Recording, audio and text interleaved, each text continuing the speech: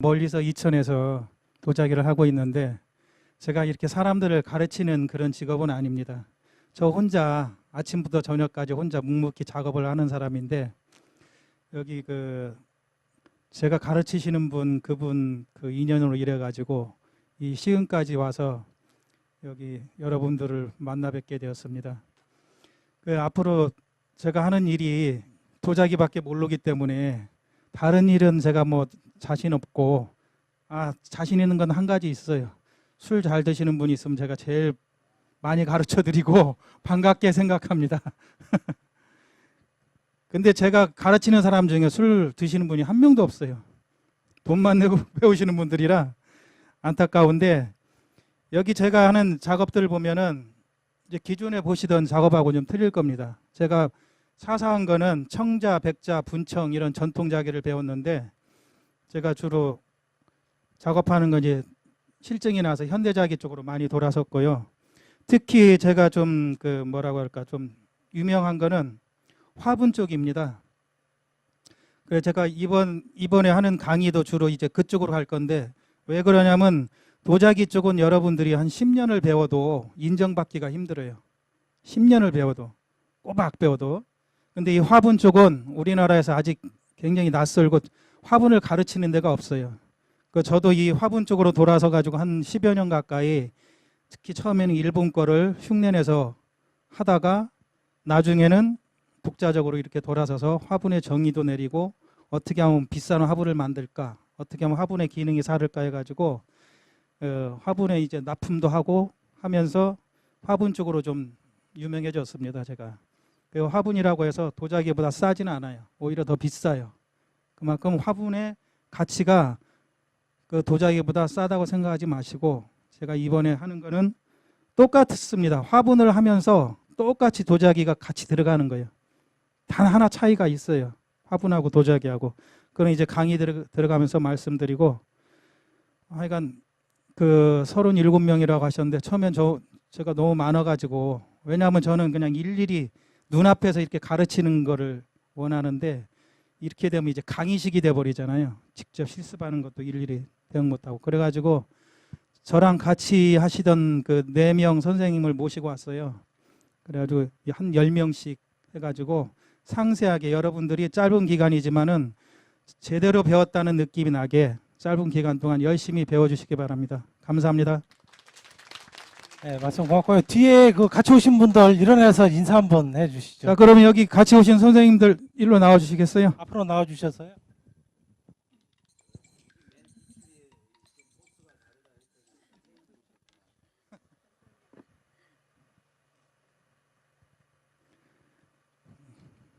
뭐 나이 순으로 쓴 거요? 여기 우리 저한테 배우시고 작가 활동도 하시는 분이에요. 백담 선생님인데 성함이 이상선 선생님입니다. 그리고 여기 계신 분은 안산에서 작업 활동을 하고 계신데 구성모 선생님입니다.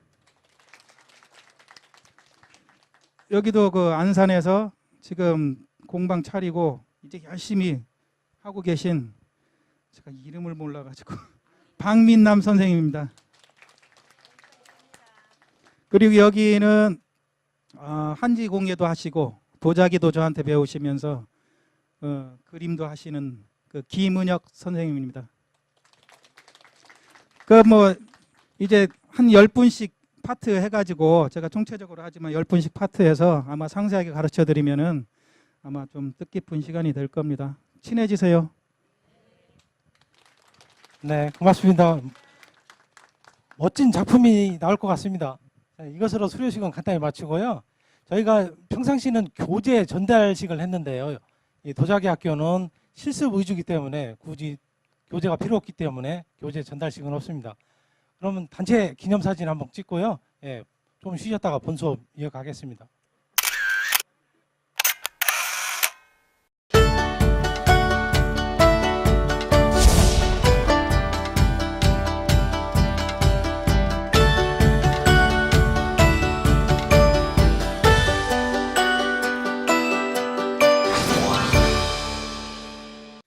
제 이름 아시나요?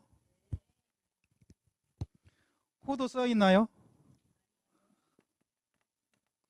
저는 홍암입니다. 홍암. 홍암. 넓은 바위.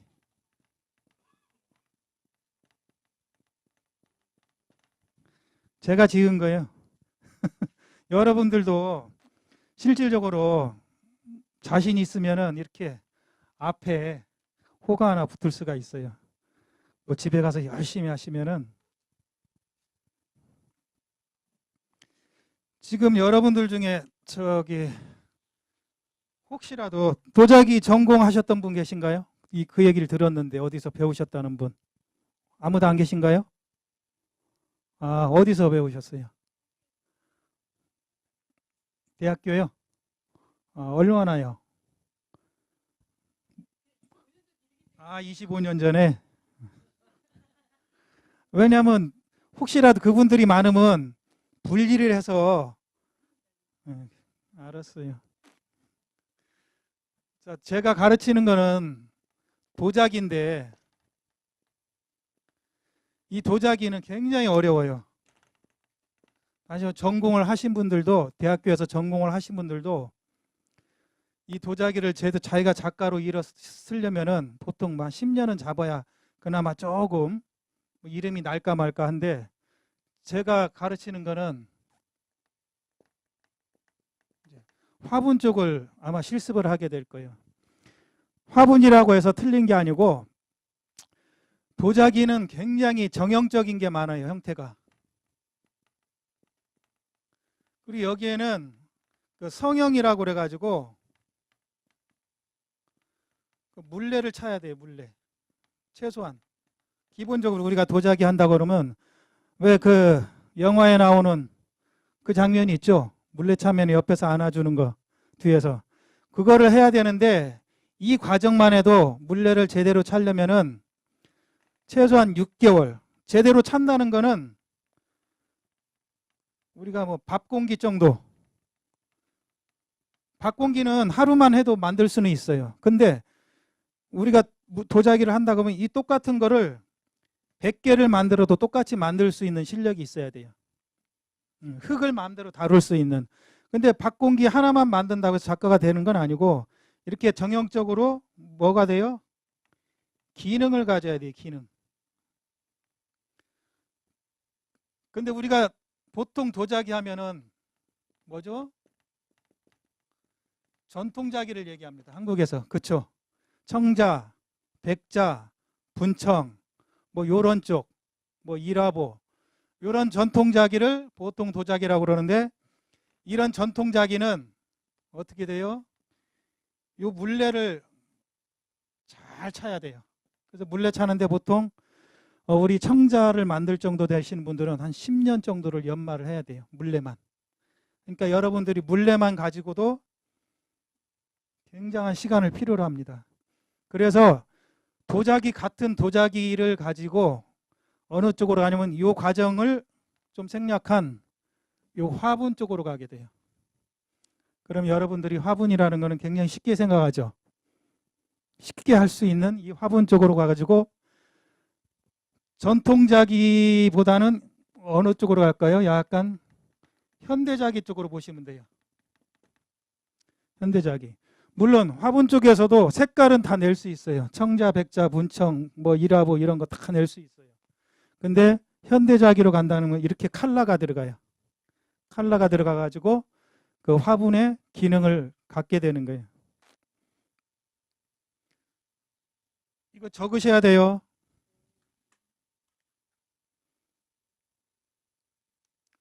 오늘은 실습은 간단하게 이따가 끝날 때 흙을 한 번씩 만져보시지만은 도자기하고 이제 화분하고 차이점이 있는데 왜 화분을 하는지부터 이제 얘기를 설명을 해드릴게요. 자, 도자기하고 화분 차이가 뭘까요? 제일 큰 차이. 화분하고 도자기하고 큰 차이요. 구멍을 뚫게 되죠. 구멍. 구멍을 왜 뚫죠? 그리고요. 그렇죠. 화분하시는 분 같아. 식물. 분재하시죠. 여기 참 뭐 식물이나 분재 취미로 하시는 분 계신가요? 안 계세요? 한 분밖에? 네? 아, 또요? 안 계세요? 자, 구멍이라는 거는 어떻게 해요? 물 빠짐이죠? 근데 왜 물이 빠져야 되죠? 예? 썩으니까. 그렇죠. 썩으니까. 물이 고여 있으면 썩죠. 나무도 뿌리도 썩어버려요. 그리고 아까 얘기한 뭐요? 공기 통함. 공기가 통해야 돼요. 이거 시원해야 잘 자라는 것처럼 공기가 통해서 밑에 뿌리가 썩지 않게 만들어진 거예요. 물도 잘 빠지지만. 어떤 차이죠? 도자기랑 화분하고. 제가 처음에 분재하시는 분이 도자기 작업을 하고 있었는데 한 10년 전에 저한테 화분을 좀 해달라고 그렇게 사정을 하는 거예요. 내가 그 화분을 왜 만드냐? 그 싸구려 화분. 왜? 여주 가면은 길가에 쫙 늘어져 있어요. 1,000원, 2,000원. 그걸 저더러 만들어 달라고 그러는 거예요. 화분을. 그래서 나 그렇게 싼 거 못 만든다. 거절을 했더니 몇 번을 찾아오시는 거예요. 그래서 정중하게 물어봤죠. 아니 다른 사람들도 도자기 하는 분 그분들한테 가서 부탁하면 되지 않냐 그랬더니 다 똑같이 그렇게 얘기를 하더래요. 그 나무 밑에 들어가는 싸구려 분을 왜 만드냐? 자존심 상해서 못 만든다. 그렇게 얘기하시는 거예요. 근데 그 분재 선생님이 뭐라고 그러시냐면 우리나라에 제대로 된 화분이 없다 이거예요. 외국에서 분재하시는 분들이 이제 손님들이 오걸랑요. 외국에서 우리가 보통 뭐 일본, 중국이 아니고 헝가리, 저 유럽 쪽에서도 분재들을 많이 해요. 그래서 이분들이 서로 교류를 해가지고 손님이 오는데 한국 분을 보여달라 이거예요. 한국분. 근데 한국분을 보여줄 게 없는 거예요. 특히 분재분 작가도 몇 명 안 되지만은 한국분을 제대로 하신 분이 없는 거예요. 한 10년 전에만 해도. 그래가지고 그분이 말씀하시길래 그럼 제가 한번 그 정도면은 제가 한번 만들어 보겠다 했어요. 한번 만들었어요. 딱 이렇게 생긴 거예요. 이건 다완인데 이 정도면 한 100만 원대 걸랑요. 근데 여기다가 제가 구멍을 뽕 뚫어서 갖다 드렸어요. 그랬더니 탁 집어 던져요. 이게 그릇이지 화분이냐고. 그거 제가 얼마나 충격을 먹었겠어요. 화도 나고 열이 받죠. 창피를 다 당했죠. 그분한테. 만들어 달랄 때는 언제고 구멍 뽕 뚫어서 갖다 줬더니 집어 던지면서 이게 그릇이지 화분이냐고 그러는 거예요. 다시 말해서 화분은 화분의 기능과 형태가 있어요. 도자기보다 어렵습니다. 잘못 들어가면. 그럼 지금 여기 이 기능이 있어야 되죠. 그렇죠? 이 기능이 있으려면 요 밑에 뭐가 있어요? 공기가 통하려면은. 예? 굽이 있어야죠. 근데 화분에서는 뭐래요? 발이라고 그래요. 자, 굽하고 발하고 차이가 뭐죠? 자, 차이는 뭐냐? 굽은 물이 안 새도 돼요. 물이 안 빠져도 돼요. 만들어가지고. 발은 뭐예요? 물이 빠져야 돼요. 물이 빠지고 공기가 통해야 돼요. 아시겠죠? 굽을 만들면 물이 안 빠지죠. 공기도 안 통하고. 그럼 어떻게 해요? 화분에는 발을 만들어줘야 돼요. 굽 대신에. 자, 그럼 이 발이 아무것도 아닌 것 같아도 이 발 높이가 있어요. 무조건 높게 만들어도 안 되고 높게 만들 때는 높게 만들어야 되지만은 보통 이 발은 어떻게 돼요? 1cm 이상 뭐예요? 소성 후 최소한 1cm 이상 왜 그럴까요? 왜 그럴까요? 예? 그렇죠. 근데 왜 그러면 1cm가 아니고 5mm면 어때요? 빠져요, 안 빠져요? 5mm면 어떻게 되겠어요? 6mm면은. 그러니까 식물을 알면은 이 얘기가 나오는데 1cm 이상이 안 되고 보통 우리가 식물을 분재 같은 경우요. 한 이렇게 분재 그 식물원에 가면 쫙 놓고 계속 물을 줍니다. 물을 주면 어떻게 돼요? 이끼가 껴요. 이끼가 끼는 순간에 이게 가려져 버리면 물이 어떻게 되겠어요? 안 빠지게 되죠. 그래서 이끼 높이는 넘어서야 된다는 얘기예요. 그래서 발을 1cm 이상 이렇게 해줘야 화분의 기능이 돼요. 제가 그래가지고 이제 이 화분을 구멍을 뻥 뚫어서 자존심 상했잖아요. 그래가지고 화가 나가지고 화분을 만들기 시작했어요. 근데 누구한테 배워요? 배울 사람이 없어요. 구멍 뚫어가지고 무조건 그 분재원에 가서 심어봤어요. 만드는 족족. 그럼 이제 평가가 나오죠. 분재원에서 아 이건 이렇고 저건 저렇고 왜 이런가 저런가. 구멍 뚫는 건 쉽죠. 그렇죠? 구멍 뚫는 건 쉽죠. 자, 근데 이 구멍도 쉬운데 화분에서 이 구멍만 잘 뚫면은 화분은 다 만든 거예요. 보통 우리가 구멍을 뽕 뚫으면 그만이죠. 이 구멍 뚫는 게 화분이 자 수평이 있고 그렇죠? 오목한 게 있고 다양하죠.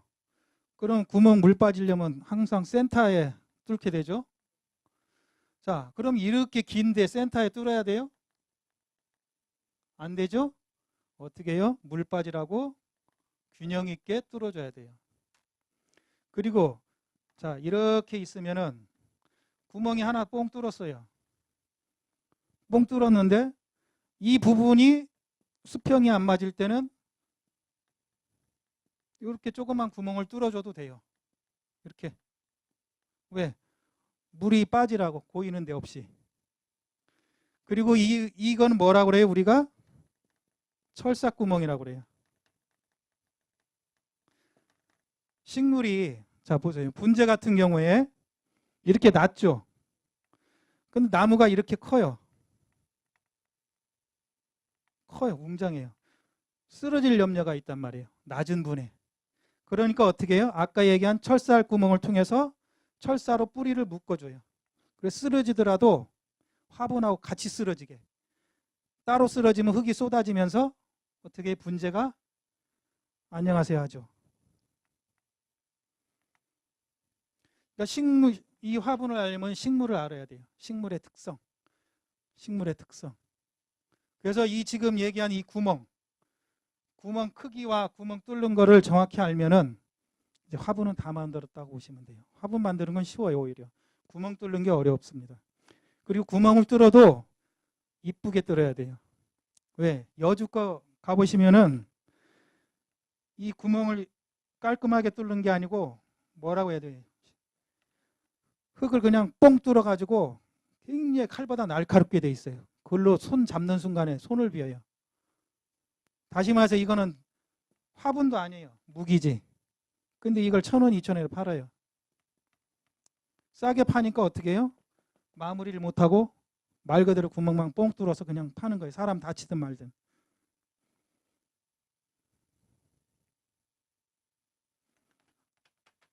화분이 좀 이해 가시나요? 그러니까 그냥 만들면 안 되겠죠. 이렇게 만들면 어떻게 돼요? 화분이 말 그대로 비싼 화분이 되는 거예요. 비싼 화분. 싸구려 화분은 어떻게 돼요? 막 만들면 돼요. 구멍만 뽕 뚫어서 그냥 팔면 돼요.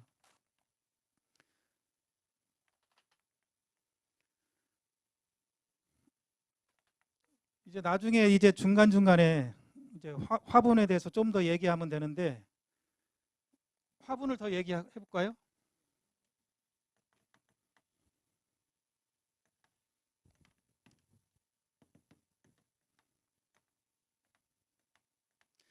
자, 보통 화분들 작가분들이 있어요. 시중에 많이 화분들 특히 많은 작가분들이 있는데 그분들은 화분을 무슨 종류를 만드냐? 꽃의 식물에 따라서 무슨 분이라고 그래요. 그래서 우리가 제일 보통 시중에서 비싸게 파는 분이 대표적인 게 분재분. 왜 그럴까요? 왜 화분이 비싸죠? 분재분은? 분재가 비싸죠. 그 다음에는요. 비싼 식물 뭐예요? 남분이요. 그 다음에요? 다육이요? 그래요. 다육. 다육분. 또 뭐 있죠? 야생화분. 또 뭐 있죠? 예? 또요. 수경분. 그렇죠. 또 뭐 있어요? 잎사귀 넓은 걸 뭐라고 그래요? 그렇죠. 관엽분 진짜 싸요. 요 밖에 보면 큰 거 있죠? 저 돈 10,000원이에요. 관엽 1m 50짜리 25,000원이면 집에 그 배달까지 해줘요. 왜 그럴까요? 우리나라에서 못해요. 중국분이에요. 베트남, 중국, 태국. 또 뭐 있죠? 분? 봐요? 또 있을 거예요. 자, 분재분도 우리가 다 같은 분재분이 아니고 식물에 따라서 깊이가 틀려요. 그렇죠? 보통 철쭉분 같은 경우는 약간 깊게 만들어요. 왜 그러죠? 예? 예, 물 좋아하고 이래야 사니까. 이래야 사니까. 그렇죠? 자, 분재는 땅에서 키우죠. 원래 식물이. 그걸 어디다 옮겨놓은 거죠? 화분에다 옮겨놨죠. 근데 그럼 살아있는 걸 갖다가 바로 옮겨놓으면 살까요? 죽을까요? 죽죠. 왜 그러죠? 그렇죠. 환경이 바뀌고 우리가 보통 산에서 소나무를 캤다고 그래요. 아주 이쁜 소나무를. 그러면은 제일 죽을 만하면 일단 집 옆에 땅에 심어놔요. 그렇죠? 살려놓고 그 다음에 어떻게 해요? 보통 이제 플라스틱 다라에다 옮겨 심어요. 일단.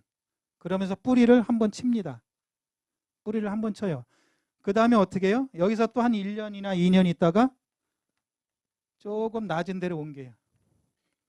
또 그 다음에 어떻게 해요? 더 낮은 데로 옮겨요. 근데 왜 이 과정을 거치죠? 네?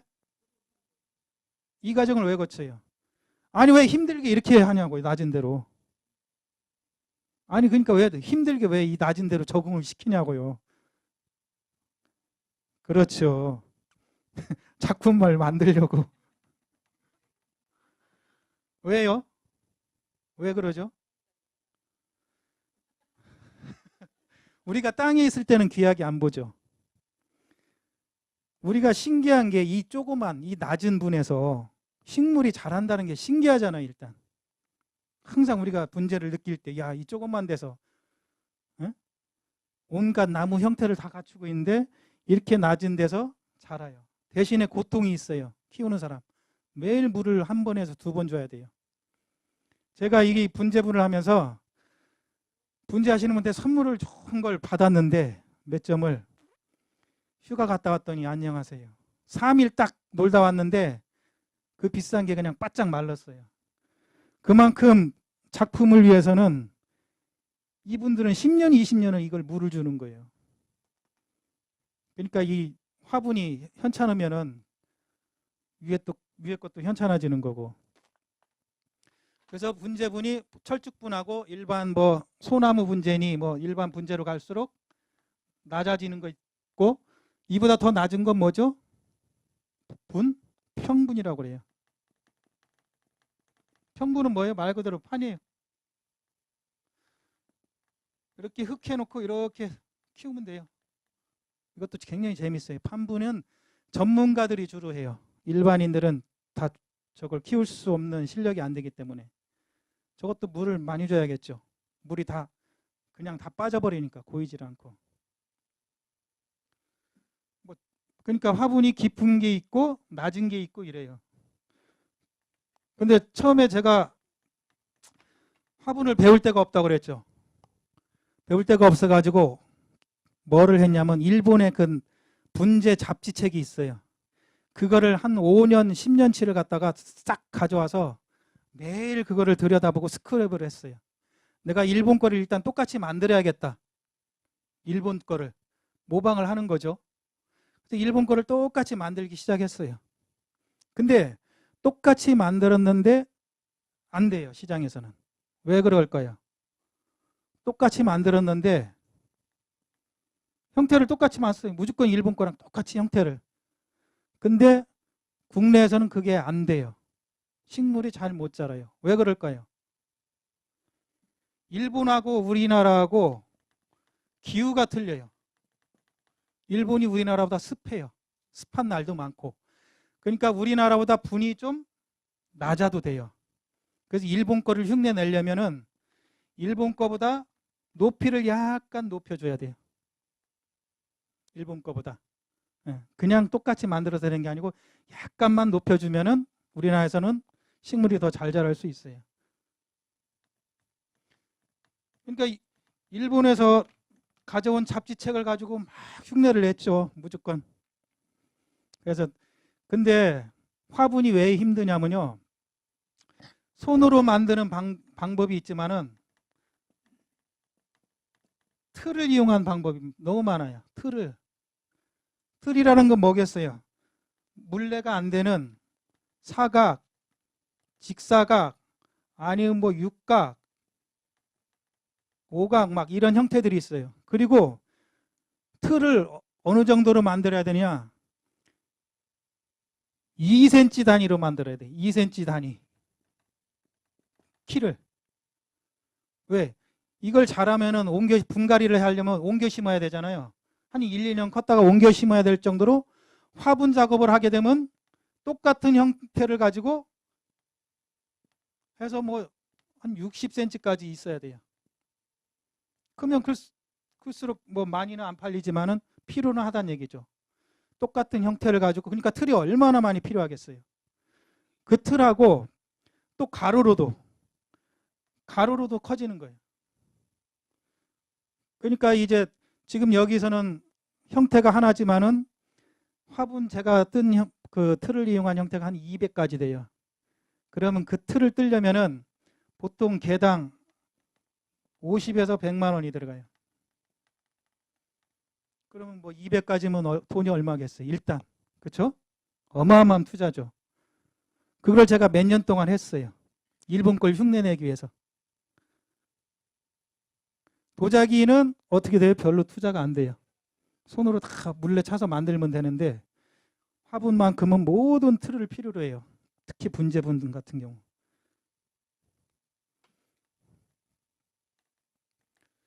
그래가지고 이제 열심히 했어요. 한 6개월 정도를 이제 하고서 있는데 그분이 오셨어요. 다시 분재 그 팽개쳤던 분이 오셔가지고 이렇게 만들어 놓은 거 한 보따리 싸들더니 여기 어디에요?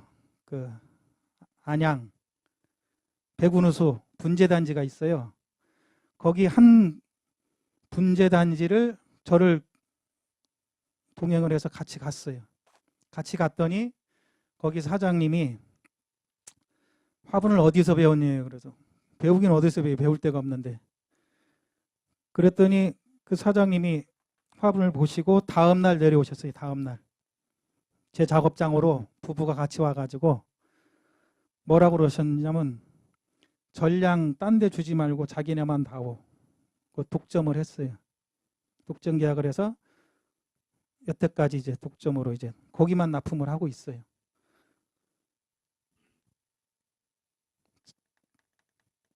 제가 작업량이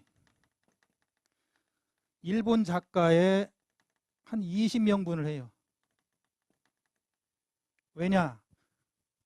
몰드, 물레, 주입, 거기다가 색깔, 보통 색깔 한두 가지 가지고 평생을 작업하시는데 일본에 있는 잡지책에 나오는 그 색깔들은 제가 일단 기본적으로 다 흉내를 내줬어요.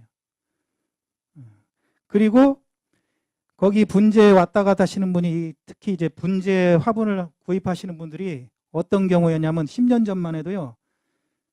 모두가 일본 거를 썼어요. 싼 거는 중국 거, 좋은 거는 일본 거. 그 일본 건 수집도 하고 일본 가서 직접 사오기도 하세요. 요즘은 이제 안 그래요. 요즘은 거의 일본 거 취급 안 해요. 왜?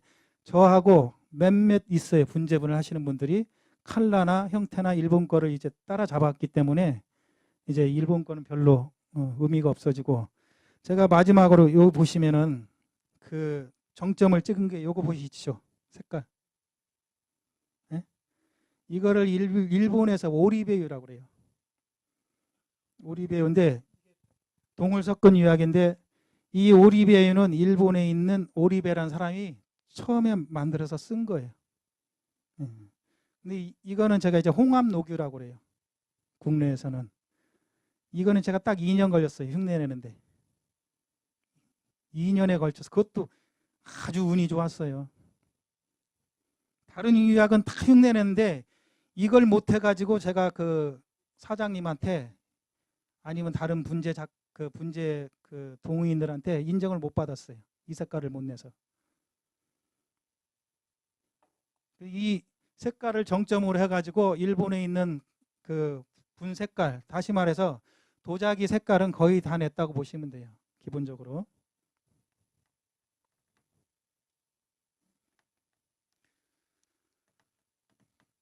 자, 남분은 뭐가 있죠? 남분도 그냥 남분만 있는 게 아니에요. 제일 큰 분이 뭐죠? 한란.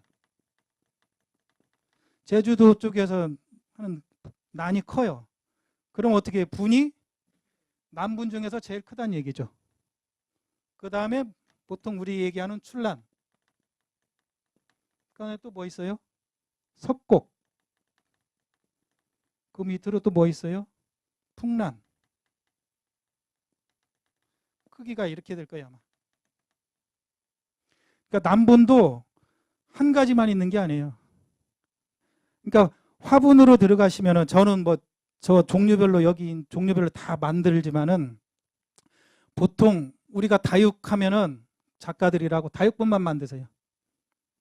제일 쉽죠. 다육분만 만드시고 분재분 하면 보통 분재분 위주로 하시고, 남분은 남분 위주로 하세요. 왜? 한 가지만 해도 벅차요. 실질적으로는. 왜? 한 가지를 해서 잘해야지 여러 가지 손댄다고 해가지고, 왜? 저 식물의 특성을 내가 잘 모르기 때문에 제대로 못 만들어요.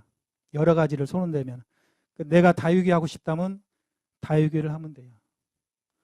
제일 쉬워요, 이 다육이 분은. 그래서 이 지금 보는 이런 분들 특성이 있죠. 분들 특성이 뭐 남분하고 다육하고 비슷하면서도 틀려요. 왜? 형태가 바뀌어버려요. 그렇죠? 형태 자체가. 그러니까 다육할 사람은 다육이고 남분할 사람은 남분하고 이제 그 분을 접목하게 되면은 보통 한 가지만 생각하시면 돼요.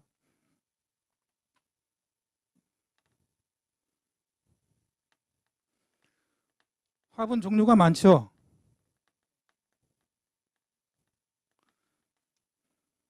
그럼 화분 깊이 가지고 있는데 화분 형태도 있잖아요. 화분 형태. 화분 형태 뭐 있어요? 제일 쉬운 게 저기 관엽분이 있죠. 관엽분. 크고 싸고, 그렇죠? 크고 싸고.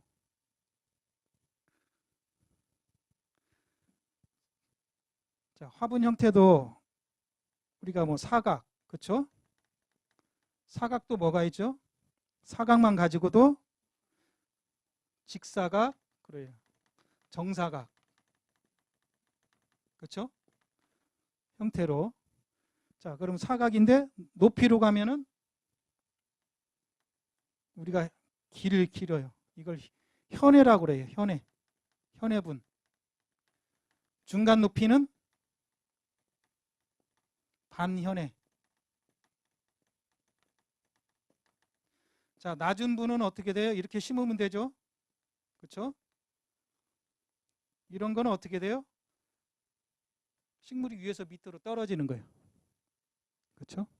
식물이 심어서 어떻게 해요? 옆으로 흐른다든가 밑으로 떨어지다든가.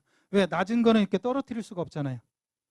그러니까 높이에 따라서 이제 형태가 바뀌는 거죠. 그 식물이 이 식물이 절벽에 우리 소나무 보면 떨어져 있죠. 절벽에 붙어가지고 밑으로 그런 연출을 할 때 현해분을 쓰는 거예요. 그럴 때 이렇게 높은 분을 쓰고 반현해는 옆으로 좀 흘러주는 거. 이런 거 할 때 보면 철사 어마어마하게 감겨 있어요. 강제로 만들걸랑요. 불쌍한가요?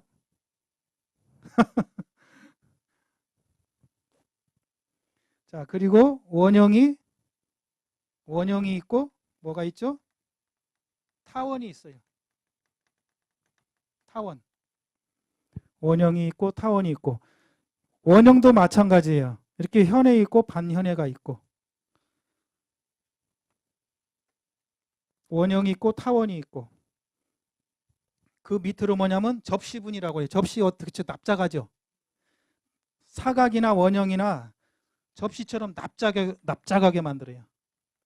높이가 이거밖에 안 돼요. 한 3cm 내외.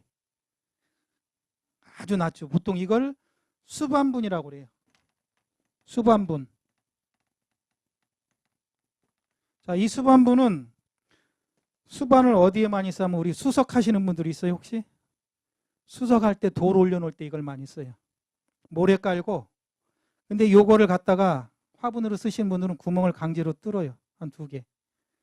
그래가지고 이런 거를 잘 우리나라에서 만드는 데가 없으니까 그 수반으로 나온 그 중국 접시분, 수반분을 갖다가 구멍을 뚫어서 쓰시는 분들이 있어요. 그리고 이렇게 얕고 넓은 거는 연출을 하는 게 좋아요. 왜? 요쯤에 바위 좀 놓고 조형물 그리고 한쪽에 나무 심고 아니면 그 합식할 때 많이 쓰죠. 합식할 때 나무가 뿌리를 옆으로 심어가지고 뿌리에서 가지가 나오게 만드는 이거를 많이 할 때 있어요. 합식 많이 할 때 합식은 아니면 여러 개를 같이 심을 때 이럴 때 보통 수반분이 크기 때문에 여기다 심게 돼요. 그러니까 화분의 종류만 해도 굉장히 다양하고 여러 가지 다 할 수 없어요. 하여간 그 나중에 하시게 되면 여기서는 보통 이제 좀 이따 얘기하겠지만은 자기가 원하는 거는 나중에 자기가 잘하는 분야만 하면 돼요.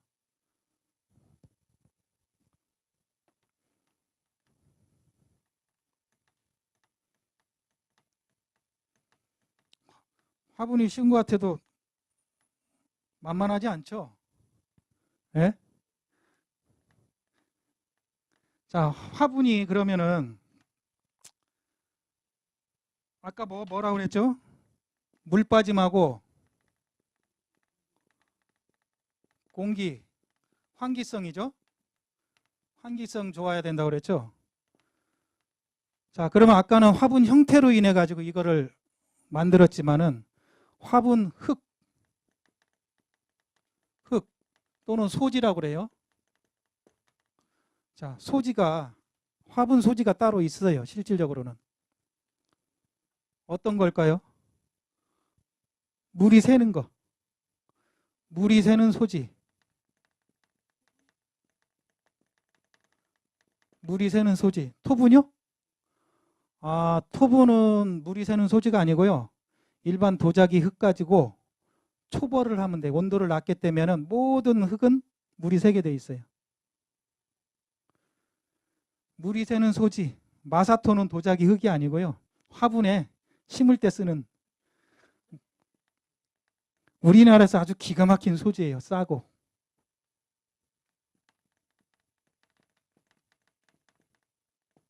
산청토요. 산청토는 재벌을 해도 잎을 갖다 대면 딱 달라붙어요. 왜죠? 공기가 통하고 물이 새니까 쫙 달라붙어요. 이런 흙이 어디 있어요? 화분에. 일본에는 없어요. 일본은 이게 없으니까 어떻게 하죠? 아까 얘기한 대로 토기를 만들어요. 특히 남분 있죠, 남분. 일본에 보면 락소라든지 락구라고 그래요. 이거를 400에서 1000도로 떼요. 소지가 익지 않았기 때문에 물이 새요. 그리고 이렇게 낮은 온도에 뗄수록 손으로 잡으면 깨져버려요. 왜?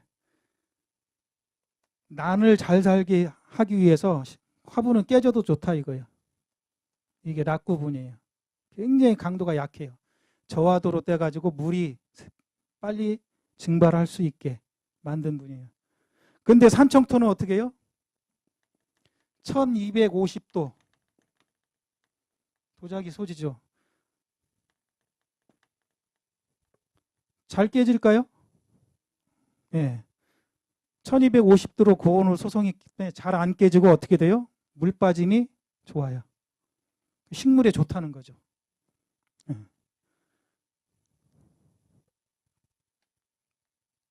우리가 주로 작업하는 거는 이제 이 산청토를 쓰게 됩니다.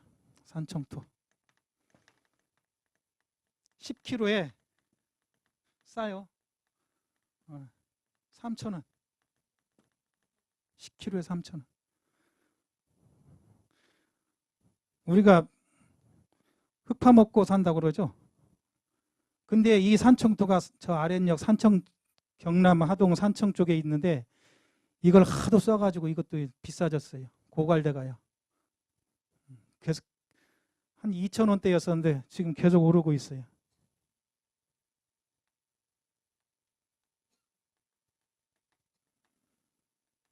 자, 우리가 쓰는 흙은 뭐요? 산청토. 산청토고 몇 도로고요? 1250도로 고화도로 구워가지고 잘 안 깨지고.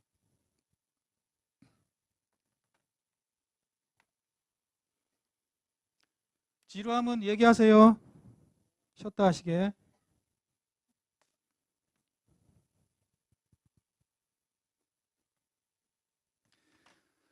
자, 그럼 이제 도자기나 화분을 만드는, 그렇죠? 만드는 방법으로 들어가요. 근데 일단 처음에 온도별로 한번 봅시다. 온도별로. 도자기에서 보면은 온도별로. 아까 얘기한 뭐가 있죠? 락구 있죠? 저하도. 어떻게 해요?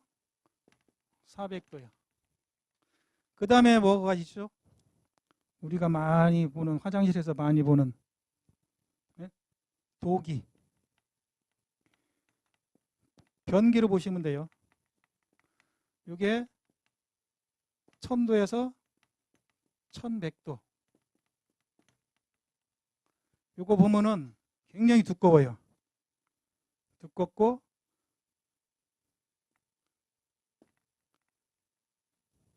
어떻게 돼요? 잘 깨져요, 겨울에. 수분을 은근히 먹어요. 저하도라 약간. 그 다음에 도자기인데 우리가 보통 요 위에 옹기가 있어요. 옹기. 그렇죠? 옹기가 도자기보다 조금 낮아요. 왜 그럴까요? 옹기에는 철분이 많이 있어요. 이 철이라는 게 그 불에서 잘 녹아요. 그러다 보니까 어떻게 돼요? 옹기가 도자기랑 같이 떼면 주저앉아요.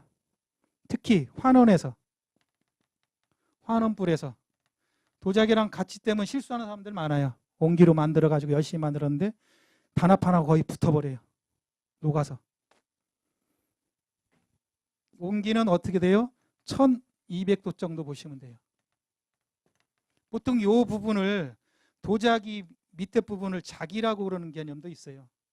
그냥 자기라는 개념. 그리고 도자기는 보통 우리가 1500도씨 내외 이렇게.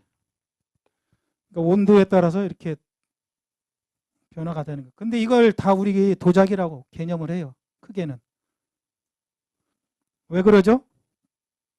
불에 들어갔다 나오는 가마를 필요로 하는 작업. 그렇죠? 근데 지금 여기 부분이 400도씨가 나오죠?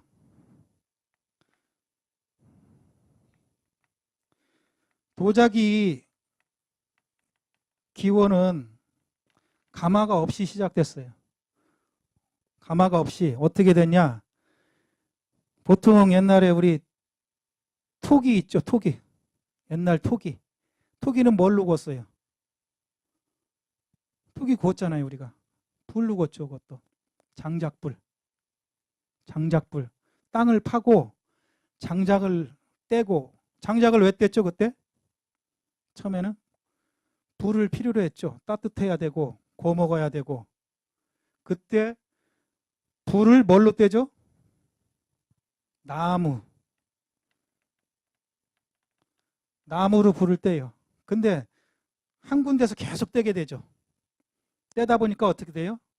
뭔가가 반짝거리는 거예요. 불 속에서. 다시 말해서 나무재가 유약이 된 거예요. 유약. 우리 옹기는 재유입니다. 옹기는. 나무재 가지고 만드는 게 옹기 유약이에요. 옹기 유약이 나무재하고 뭐죠? 흙하고 섞어서 만들면은 우리가 숨쉬는 그 옹기 유약이 되는 거예요.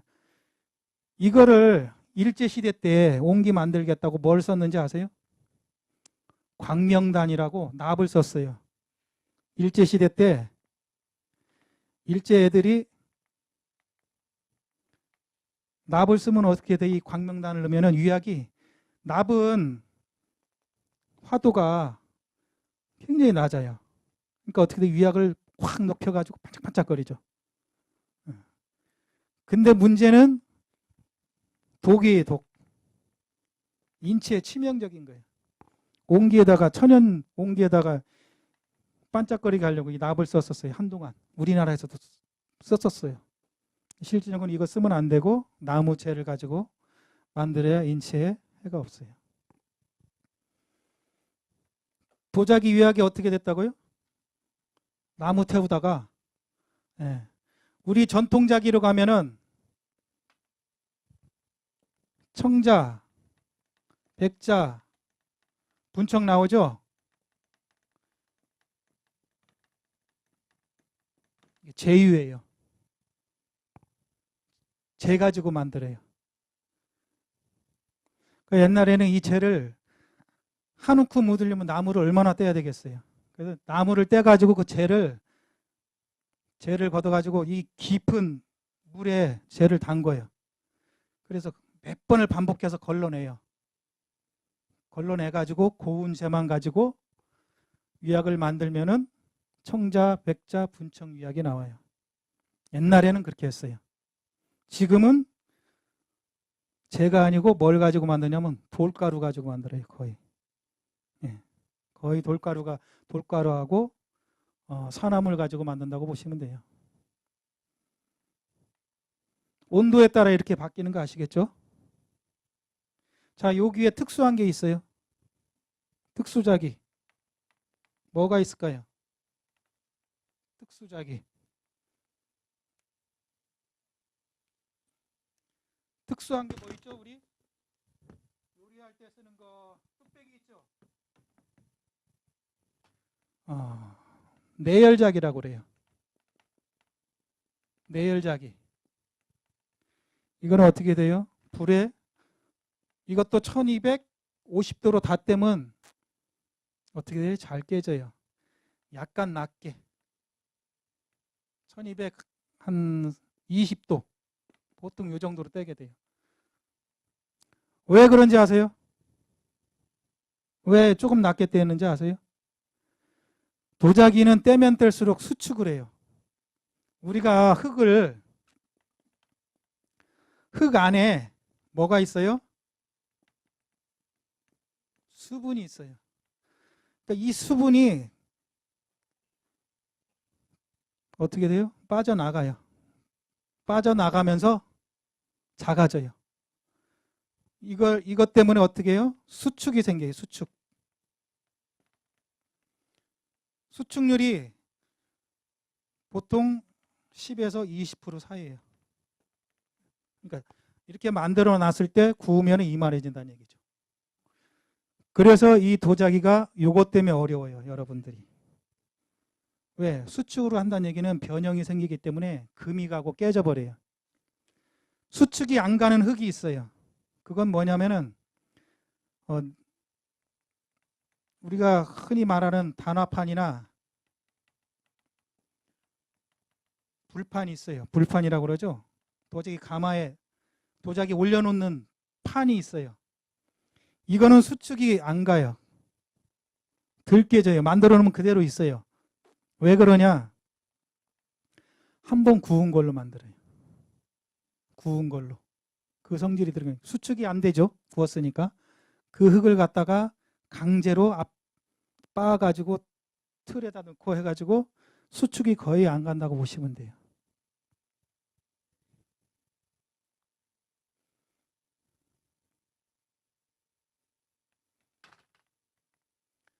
내열자기가 있고 우리가 보통 이제 산업용으로 쓰는 산업용 자기가 있어요. 이걸 보통 우리가 똑같은 용어인데 영어로 말하면 도자기인데 세라믹 계열이라고 해요. 세라믹 계열.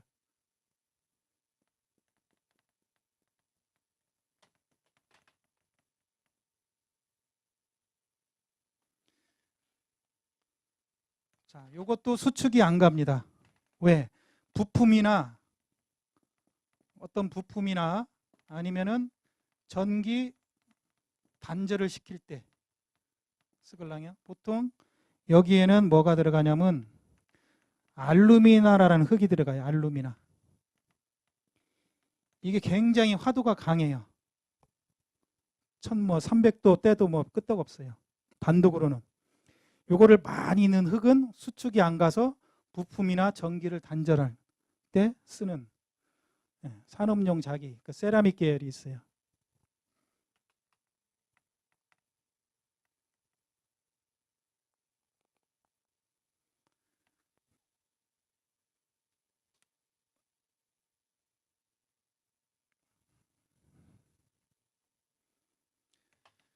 자, 요거 지나가지고 이제 그 만드는 방법 들어가기 전에 흙의 종류가 있죠. 흙의 종류. 이제 우리가 주로 하는 건 뭘 쓴다고 그랬죠? 산청토. 그런데 산청토만 쓸 수는 없어요. 가령 수경분을 한다고 쳐봐요. 물이 새면은 안 되죠. 그럴 땐 물이 안 새는 흙을 써야 돼요. 그래서 흙의 종류가 있어가지고 전에 얘기한 청자, 백자, 그렇죠? 분청. 우리가 보통 여기에 토자를 붙여요. 분청, 그렇죠? 그리고 저기 있는 산청토. 어떻게 해요? 이거는 물이 샌다. 자, 산자 들어가는 삼백토. 산자가 들어가는데 삼백토는 물이 안 새요. 이거는 산청토에다가 백자흙을 섞어줘요. 물이 안 새게. 주로 식기 만들 때 쓰려고. 또 뭐가 있죠? 혹시 아시는 분? 조형토라고 있어요. 조형토. 자, 아까 우리가 그 도자기는 10 내지 20% 수축이 있다고 그랬죠? 조형토는 수축률이 이걸 주로 어디에 쓰냐면 말 그대로 조형물을 만들 때 쓰걸랑요. 그래서 테라코타 할 때 써요. 주로. 테라코타. 테라코타는 뭐냐면 도자기를 한 800에서 900도씨로 굽고 끝나는 거예요. 유약 안 입히고. 보통 초벌 단계에서 끝났다고 보시면 돼요. 테라코타 할 때 자, 조형물은 기본적으로 크기가 크잖아요. 두껍고. 근데 수축이 많이 되면 어떻게 돼요? 아까 얘기한 대로 파손이 오겠죠. 금 가고. 조형토는 수축률이 5% 내외로 보시면 돼요. 작아요. 작은 만큼 어떻게 돼요? 비싸요. 다른 흙에 비해서.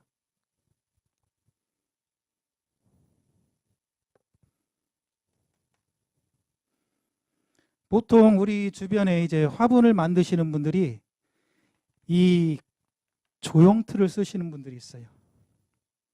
왜 그러냐? 파손이 덜 가고 그 약간 좀 까매요. 요게 화분 안에 색상이 갈색 조형틀하고 있는데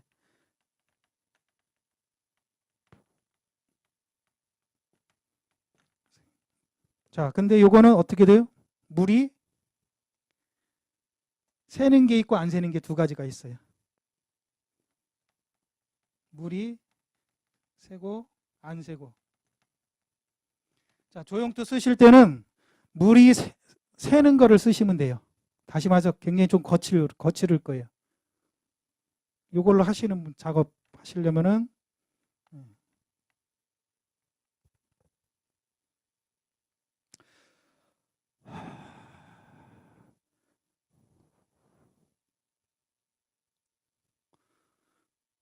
또 뭐 흙도 뭐가 있을까요?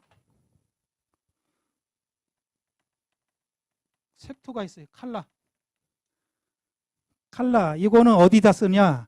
보통 다육군 하시는 분들이 꽃을 만들어서 칼라 꽃을 만들어서 많이 붙여요. 포인트 줄 때. 색토 요거는 키로당 1만 원에서 2만 원. 비싸요. 왜 비싸죠? 색깔을 넣는 안료가 비싸서 그래요. 색깔을 넣는 안료가 비싸서. 그 안료 값이라고 보시면 돼요.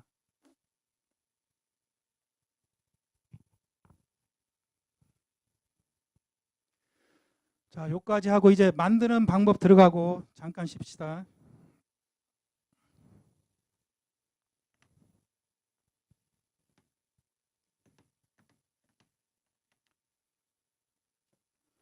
아, 술을 안 먹으니까 그냥 힘들어 죽겠네.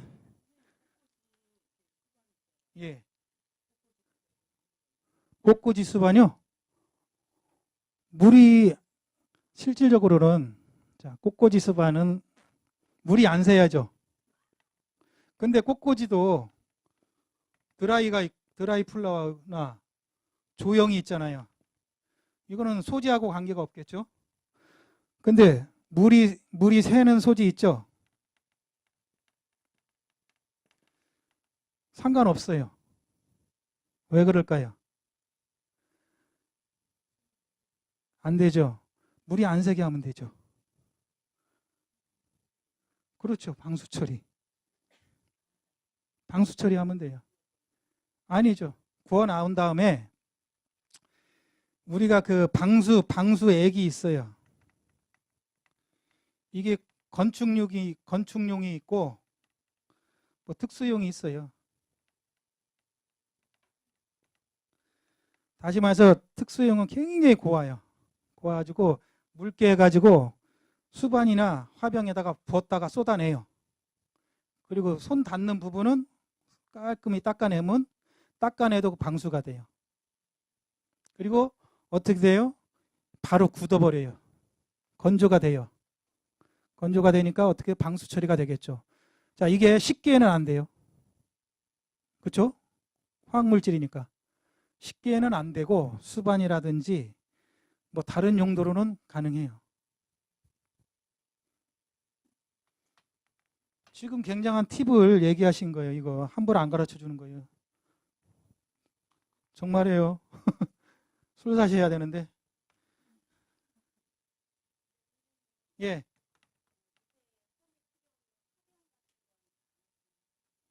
화병이요?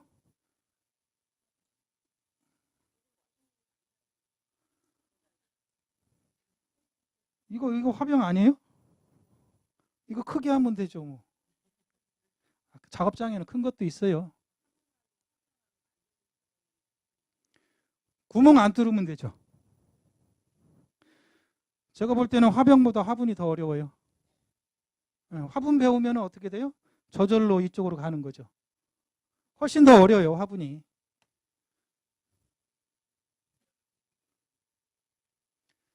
자, 이제 만드는 방법 들어갑시다. 이제 여러분들이 수업을 하는 게 만드는 방법에 따라서 날짜별로 바뀌는 거예요. 자, 제일 쉬운 게 뭐죠? 대답해 보세요. 혹시 도자기 배우신 분. 제일 쉽게 도자기 만드는 방법. 제일 쉽게 뭘로 만들죠? 손으로 만들죠? 손으로 만들죠? 그냥 주물주물 거리면 되죠. 주물럭. 주물럭. 오늘 이따가 다음 타임에 제가 흙을 조금씩 나눠 드릴 거예요. 주먹만큼씩. 그럼 그거 가지고 이제 주물럭거려서 만드는 방법을 만들어 드릴 거예요. 왜 주물럭부터 하느냐? 우리가 흙의 성질을 몰라요. 흙이 뭐예요? 도자기 흙의 성질은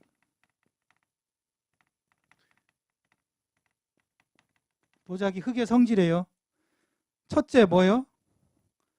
만들기 쉬워야 돼요. 이걸 뭐라고 하냐면 우리가 성형성, 가소성 이렇게 얘기를 해요. 이 얘기는 뭐냐? 흙이 늘어났다 줄어났다 엿가락처럼. 그렇죠? 일반 흙 어떻게 돼요? 늘리면은 매진 흙 같은 경우는 뚝뚝 떨어지고 뭉치지도 않고 이렇게. 요거는 뭐예요? 물리적 특성인데 성형성이고, 두 번째는 뭐예요? 유약과 함께 결합을 해야 돼요. 이 소지가 유약을 썼을 때 유약에 딱 붙어 있어야 돼요. 왜? 그 얘기는 뭐냐? 수축률이 같아야 돼요. 수축률. 우리가 아까 얘기한 수축이 없는 그 흙에다가 유약을 묻히면 유약이 어떻게 되겠어요? 줄어들죠, 유약은. 근데 판은 가만히 있고 수축이 안 되고, 그러면 어떻게 유약이 말려버리죠. 말려버리죠. 유약을 우리가 바르면 표면에 그대로 붙어 있는데 이거는 가만히 있는데 이건 수축을 하니까 유약이 말리겠죠. 갈라지고. 그렇죠? 수축률이 안 맞아서 그런 거예요. 그러니까 보통 우리 흙은 유약과 결합하는 어떻게 해요? 수축률이 비슷해야 돼요. 그리고 세 번째는 불심이라고 해요. 불힘. 유약은 녹아도 이 흙은 불에서 버티고 있어야 돼요. 그래서 우리가 이제 주물럭을 먼저 하는 이유는 흙을 주물거리면서 요거를 늘렸다 폈다, 그렇죠? 늘렸다 폈다 두드렸다 구멍도 뚫어보고 그러면서 흙의 성질을 일단 캐치를 해야 돼요. 주물럭.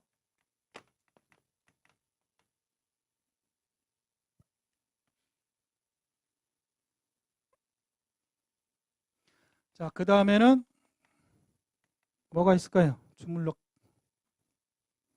말고 이거보다 더 쉬운 건데. 네? 속파기요. 흙 그냥 뭉쳐놓고 도구를 이용해서 파버리세요. 그냥 그릇도 되고 화분도 되고. 보통 이것만 몇 년씩 하시는 분도 있어요. 이 작업만. 이게 장점과 단점이 있어요. 주물럭은 뭐예요? 빠르고 쉽다. 근데 단점은 정형적인 거를 반복해서 만들기 힘들어요. 똑같은 거를. 그렇죠? 자, 속파기는 뭐예요? 속파기도 빠르고 쉬워요. 단점은 뭐겠어요? 단점. 흙이 많이 들어가요. 무겁고. 근데 이 속파기로도 분재분을 만들어요. 원래 이걸로 만들면은 제일 좋아요. 시간이 많이 걸려요, 대신에. 왜? 흙이라는 거를 이렇게 사각으로 일단 두드려요. 딱 사각을 만들어 놔요. 그래 굳는 타이밍에 따라서 형태를 만들어 나가는, 그대로 놔두고 이렇게 되면 어떻게 변형이 덜해요. 터지는 게 덜하고. 그래서 일본 작가분들은 이렇게 만드시는 분들도 있어요. 분재본을. 자, 둘째 날은 뭐예요? 속파기. 자, 그 다음에 어떻게 만들죠? 또 뭐 있죠? 여기 도자기 하신 분. 판작업. 그래요. 판작업보다 더 쉬운 게 있는데. 코올링. 그렇죠? 지금 만드는 방법대로 쉬운 방법대로 가는 거예요. 쉬운 방법대로. 코올링은 말 그대로 어떻게 해요? 흙을 새끼줄처럼 말아요. 그래서 어떻게 감아요. 감아서 쌓아 올리면은 어떻게 돼요? 도자기가 되겠죠. 근데 요거는 제일 단점이 뭐냐? 붙이는 작업이 오래 걸려요. 코올링을 쌓아놓고. 근데 코올링 쌓아놓고 그대로 붙여놓아도 안 떨어지게 할 수 있어. 왜? 위에서 밑으로 쌓였기 때문에. 근데 형태를 만들 때 그거를 원하는 사람이 있고 판판하기를 원하는 사람이 있기 때문에 코올링으로 해놓고 거기를 옆에를 메꿔줘서 판판하게 만들 수 있어요. 판을 만들 수 있어요. 그 다음에 아까 얘기하신 판성형.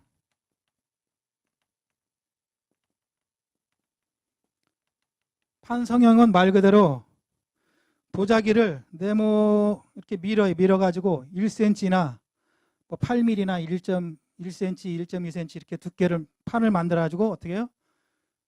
판을 갖다가 붙이시면 돼요. 판끼리.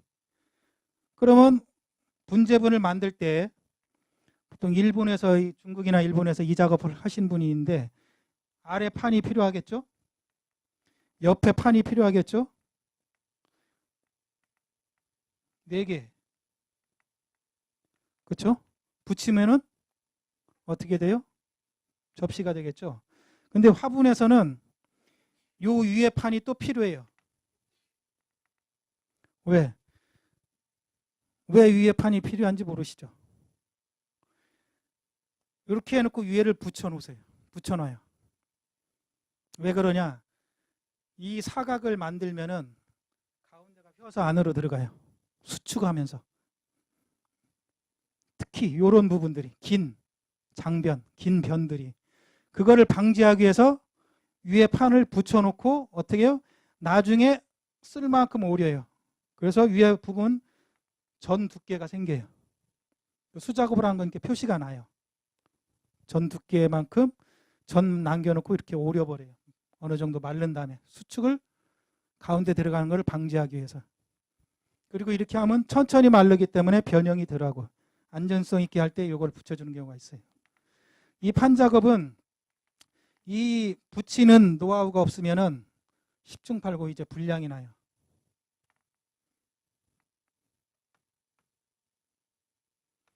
자, 그 다음에 뭐 있죠? 판성형 다음에 손으로 하는 거예요. 물레 아시죠? 텔레비에서 많이 봤죠? 뱅뱅 돌아가는 거요. 물레 작업.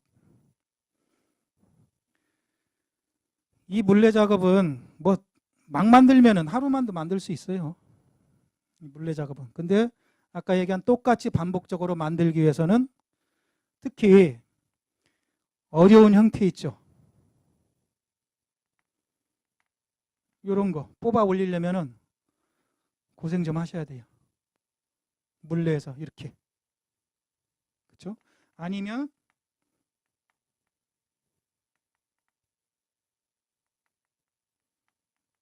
뭐 이런 거.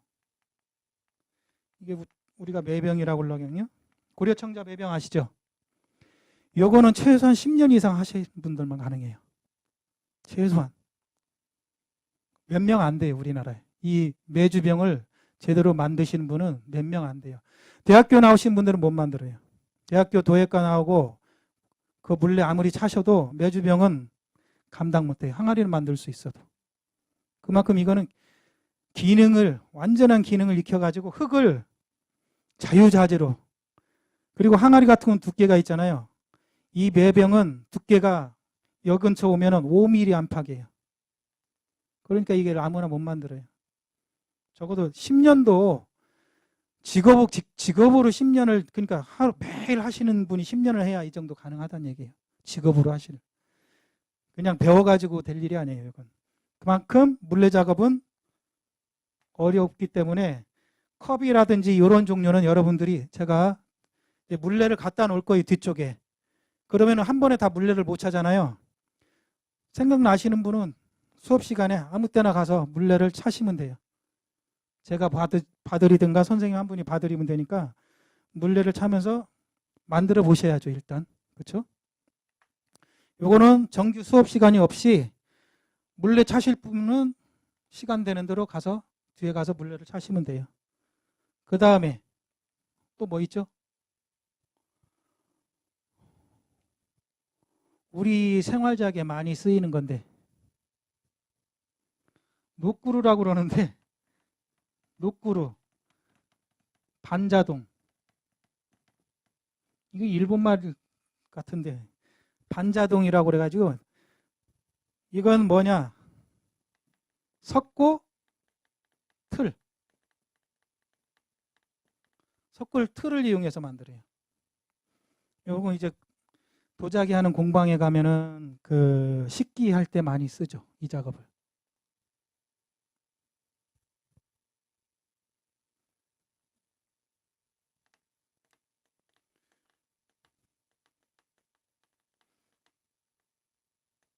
자, 또 뭐 있죠? 노꾸루하고 석고틀을 이용해서 하는 건데요. 슬립 캐스팅.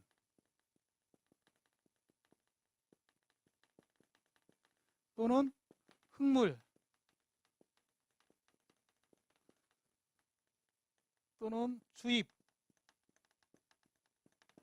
보통 이렇게 얘기를 해요. 다시 말해서 그 흙을 액체 상태로 만들어 가지고, 물처럼요, 액체 상태로 만들어 가지고 틀 안에 부어요. 부었다가 쏟아내요. 그러면 틀 안에 어떻게 돼요? 그 원하는 기물이 나오게 되죠. 그걸 슬립캐스팅, 주입 또는 흙물로 만드는 작업이라고 그래요. 옛날에는 이거 했을까요? 안 했을까요? 예? 그럼 옛날에 그 복잡한 건 어떻게 만들었죠? 했어요. 근데 옛날에는 석고가 없었죠. 뭘로 했을까요? 나무, 또 예? 종이에요, 종이. 우리 그 탈 만들 때 있잖아요. 그렇게 종이로 해가지고 흙물을 갖다 부으면은 수분을 빨아당기니까 석고털이 되는 거예요. 아시겠죠? 옛날에는 나무나 종이. 이건 뭐예요? 수분을 흡수하잖아요. 수분을 흡수하는 거죠. 옛날에도 이걸 했었어요. 대신에 어떻게 돼요? 굉장히 힘들었죠. 그리고 회전성이 약하고. 대신에 옛날에는 지금보다 잘할 수 있었던 게, 먹고 재워주고, 도자기 하는 사람은 국가에서. 그러니까 맘 놓고 뭐 하루에 1개 나와도 되고 2개 나와도 되고 한 달에 하나 나와도 돼요. 몇 개 나올지 모르는 작업을 하고 있기 때문에. 그래서 그때 고려청 잡으면 굉장히 정교하고 어마어마한 것들이 많이 나왔죠.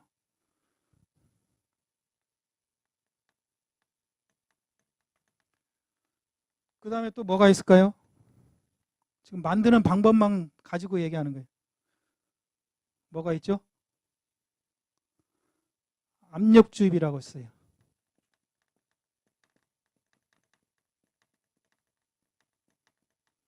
이것도 뭐예요? 석고틀.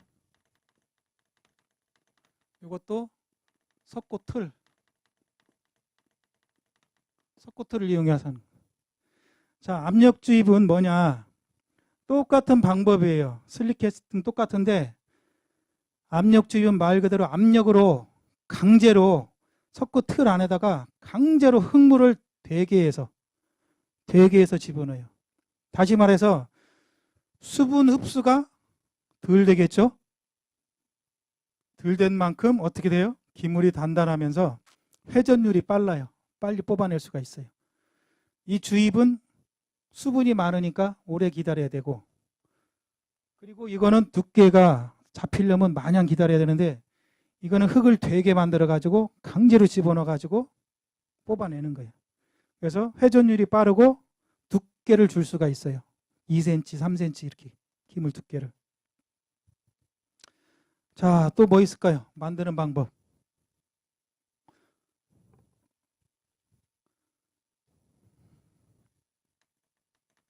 프레스요. 프레스 아시죠? 그렇죠.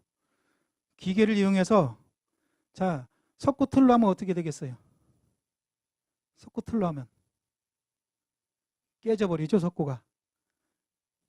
그 한 30톤 되는, 60톤 되는 압력으로 눌러내리면 석고틀이 깨져버리죠.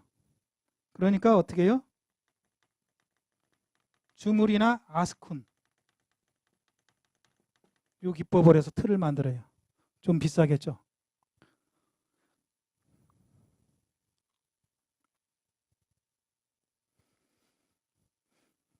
지금 보시면은 이렇게 보세요. 주물럭, 속파기, 코올링, 판성형. 우리가 하는 게 이제 요 작업이에요. 물레까지.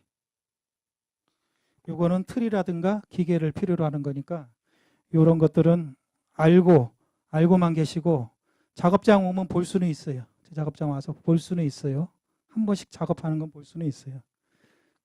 제 작업장에 놀러 오실 때 볼 수 있으니까 그때 보시고, 만드는 방법까지 하고 잠깐 쉬었다 하죠.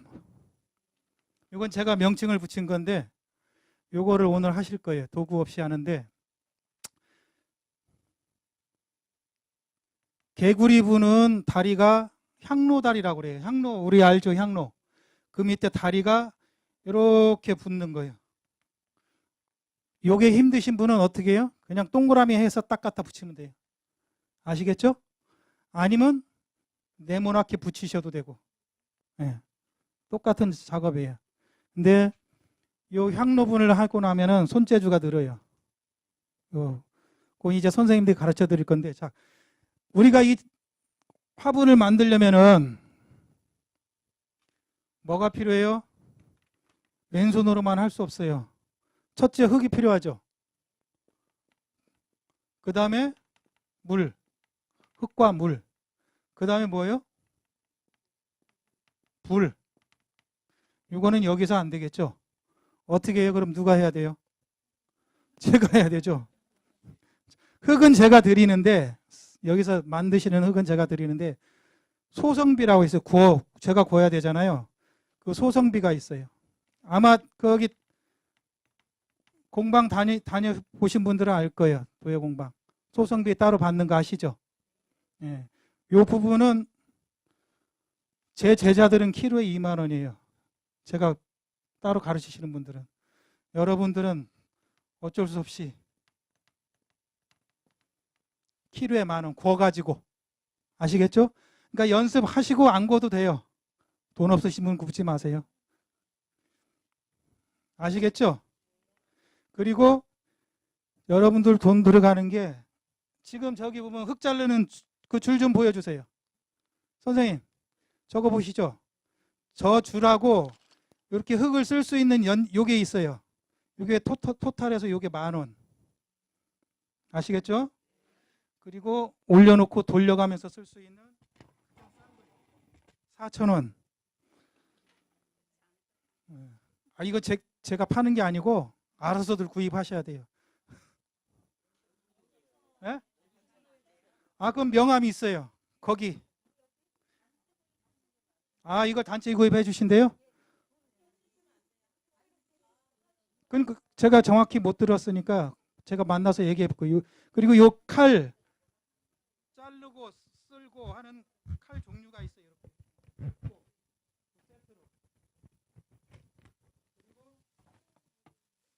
자, 구멍 뚫고 나서 마무리하는 둥근 스폰지, 그리고 털거나 물 닦기 하는 솔, 그리고 요 위에서 굴려서 작업하는 스폰지, 그리고 이렇게 해서 물닦기 스폰지.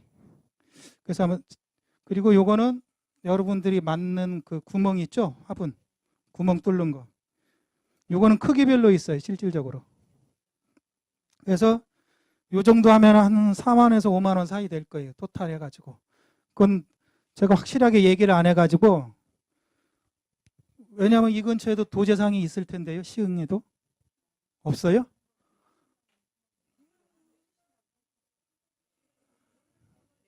예. 예, 알겠습니다. 그러면은 제가 만나서 얘기할게요. 도구하고 제가 얘기한 도구가 필요하겠죠?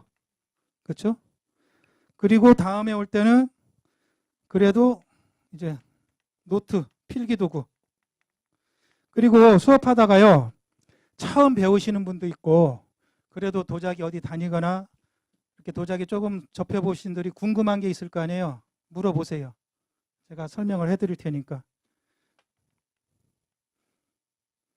그리고 다음번에는 한 2, 30분 동안 그 지금 오늘 시간이 많아서 없어서 다 못했는데, 유약 있죠? 유약에 대한 가장 왜 유약이 필요한지, 유약 개념에 대해서 다음 주에 이론하고 계속 실습으로 해서 시간 보내게 될 거예요. 자, 흙을 저기 이제 주먹만큼씩 되나요? 그리고 선생님들도 흙을 잡고 저한테 흙 한 덩어리만 주세요. 자, 보세요. 잠깐 보시고 하셔도 돼요. 자, 흙을 우리 그 말동구리가 동그랗게 말듯이 이렇게 쳐보세요. 동그랗게. 많이 하지 마세요. 힘드니까. 쳤죠? 자, 그리고 어떻게 해요? 손가락을 가운데 꾹 넣어보세요. 넣고 돌려보세요. 이렇게. 어떻게 돼? 구멍이 나죠? 이거를 계속 누르면 얇아져요. 계속 돌려가면서 누르면은 어떻게 해요? 얇아지죠? 해보세요. 엄지손가락으로. 자, 조심할 거는 바닥을 누르면 구멍 나죠? 옆에 위주로 이렇게 눌러보세요. 저절로 그냥 이렇게 화분이 돼요. 예.